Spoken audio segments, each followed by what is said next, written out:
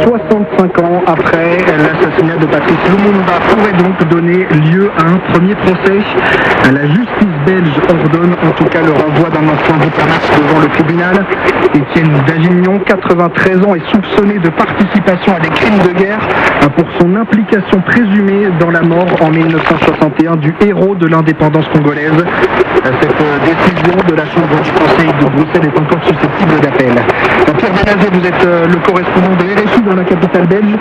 Pierre, c'est un énième épisode dans un feuilleton judiciaire de longue haleine. Oui, de longue haleine, effectivement, avec la plainte déposée en 2011 par les enfants de Patrice Lumumba devant la justice belge, 10 ans après la reconnaissance par une commission parlementaire de la responsabilité morale de la Belgique dans l'assassinat du premier ministre congolais. Depuis, la justice a fait son chemin avec des rebondissements spectaculaires, en particulier la perquisition au Parlement, puis le versement au dossier de 200 classeurs de documents issus des dépositions anonymes de cette commission parlementaire de 2001. Il peut donc y avoir un procès en correctionnel, affirme ce mardi le tribunal de première instance, et les audiences pourraient débuter en janvier prochain. C'est le délai estimé pour qu'un appel possible, Étienne Davignon, soit jugé.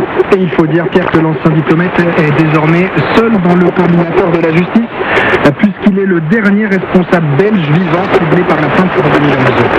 Oui, à cette date, il y avait encore 7 survivants, mais désormais Étienne Davignon est à 93 ans, le seul à pouvoir encore répondre devant la justice. Parmi les 9 autres accusés, tous belges, on en trouve plusieurs détachés auprès du gouvernement sécessionniste du Katanga par la Belgique, des diplomates, des militaires et des policiers.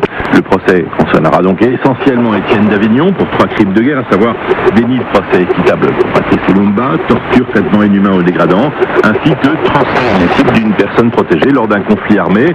Mais au-delà, c'est un procès dont on attend surtout un jugement sur le fait colonial, et pour l'avocat des descendants de Patrice Lumumba, son assassinat est un